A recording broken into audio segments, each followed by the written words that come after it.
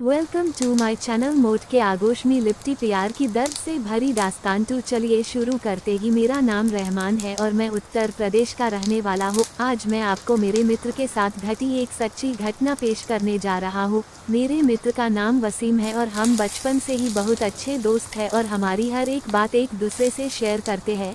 हम जब कॉलेज में आए थे तब उसकी सगाई हो गई थी। वो उसकी मंगेतर से, जिसका नाम रेशमा था, से बहुत प्यार करता था और वो दोनों रात भर मोबाइल पर बातें करते रहते हैं। एक दिन की बात है, उसने मुझे बताया कि वो उसकी मंगेतर से रात को बात कर रहा था। वसीम ने उसकी मंगेतर को मिलने के लिए बोला तो उसकी मंगेतर बदली हुई आवाज में बोली, तू ज्यादा मत बोल वरना तेरे को वही दफन कर दूंगी। वसीम एक बार तो ये सुनकर चौंक गया और फिर सोचा वो शायद मजाक कर रही होंगी। फिर वसीम भी उसको मजाक में बोला, क्या कर लेगी तू मेरा, देखते हैं। तो वो फिर बोली, आज रात देख तेरे साथ क्या होता है। यह कहकर उसने मोबाइल रख दिया। अगली सुबह जब वसीम मुझसे मिला तो वो अपनी आप बीती बताने लगा। उसने मुझे रात को फ़ोन वाली बात बताई और उस रात उसके साथ जो हुआ वो बताया। उसने बताया कि रात को 2-3 बजे के आसपास अचानक उसकी नींद खुली और उसके सामने एक सफ़ेद लंबी दाढ़ी वाला आदमी बैठा था। वो बोलने लगा, लिया गया मैं अब देख तेरे साथ क्या होता है। उसने वसीम के गले को पकड़ लिया। ऊपर मेरी सांसें रुक गई। वसीम ने उसी वक्त अल्लाह का नाम लेते हुए नमाज पढ़ना शुरू कर दिया और वो उसके सामने से गायब हो गया। मुझे उसकी बात सुनकर बड़ा अचंभा हुआ कि ऐसे कैसे हो सकता है। उसके अगले दिन वसीम ने फिर अपनी मंगेतर से मोबाइल पर बात की और बोला, कल रात तुम मुझे क्या नाब शनाब बोल रही थी। उसकी मंगेतर ने कहा, ऐसा कैसे हो सकता है जबकि कल तो मैंने फ़ोन ही नहीं किया था। ये सुनकर वसीम के रोंगटे खड़े हो गए और उसने तुरंत फ़ोन काट दिया। उसी वक्त वसीम ने मुझे फ़ोन किया कि उसकी मंगेतर की तबीयत खराब है और कल उसके घर पर चलना है। अगले दिन हम दोनों तैयार होकर वसीम की मंगेतर के घर गए। वहाँ हमने दरवाज़ा खटखटाया तो उसकी मंगेतर सामने खड़ी थी और बदली हुई आदमी की आवाज़ में बोली, तू फिर आ गया ना, तूने अगर अंदर कदम रखा तो यहीं पर तेरा जनाजा निकाल दूंगा। वसीम बोला कि ये क्या बोल रही है तू।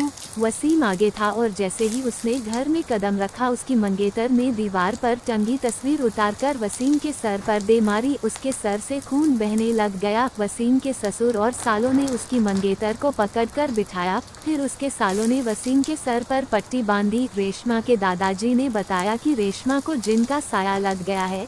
इस पर वसीम के ससुर ने उन्हें अपना मुंह बंद रखने को कहा। थोड़ी देर रुककर हम वहां से सीधे अस्पताल जाकर ढंग से पट्टी करवाई। उसके अगले ही दिन मुझे वसीम का फ़ोन आया कि रेशमा की तबीयत बहुत ख़राब है और वो अस्पताल में भर्ती है। वसीम ने बाइक निकाली और हम दोनों जल्दी अस्पताल पहुँचे। वहाँ पर पहुँचते ही हमने डॉक्टर से रेशमा की हालत पूछी तो उसने बताया कि उसकी हालत बहुत नाजुक है, कोई असली बीमारी का पता नहीं चल पा रहा है और उसके घर वालों को डॉक्टर ने रेशमा को घर ले जाने को कहा। सभी हैरान थे कि ऐसी क्या बीमारी है जिसका इलाज डॉक्टर के पास भी नहीं है। फिर उसके घर वाले रेशमा को घर ले आए। रेशमा ने वसीम को बुलाया और कहा कि मैं अब ज़्यादा दिन जिंदा नहीं रह पाऊंगी और तुम किसी अच्छी लड़की से शादी कर लेना। ये सुनकर वसीम की आंखों में आंसू आ गए और बोलने लगा कि मैं तुम्हें मरने नहीं दूंगा। फिर रेशमा के दादाजी ने उसको पासी के पीर बाबा के पास ले जाने को कहा। हम उसको पीर बाबा के पास ले गए और पीर बाबा ने बताया कि इसको एक बुरे जिन ने जकड़ लिया है जिसकी वजह से वो इसके शरीर को नुकसान पहुंचा रहा है। अब बहुत देर हो गई है। पीर बाबा ने बताया कि इसका एक ही इलाज है, यहाँ से 80 किलोमीटर दूर एक दरगाह है, वहाँ इसका इलाज हो सकता है। और बाबा ने बताया कि इसके साथ वही इंसान जाएगा जिसे वो सबसे ज़्यादा चाहती है। वसीम ने कहा कि मैं चला जाऊंगा, मुझे बाइक भी चलाने आती है। रात के 3 बजे वसीम और रेशमा दोनों बाइक पर निकल पड़े, लेकिन आधे घंटे बाद किसी का फ़ोन आया कि वसीम और रेशमा दोनों एक्सीडेंट में मारे गए। ये सुनकर मेरा रो रो कर बुरा हाल हो गया। मेरा सबसे करीबी दोस्त अब इस दुनिया में नहीं रहा। दोस्तों, कहानी पसंद आई हो तो वीडियो को लाइक करें, चैनल को सब्सक्राइब करें।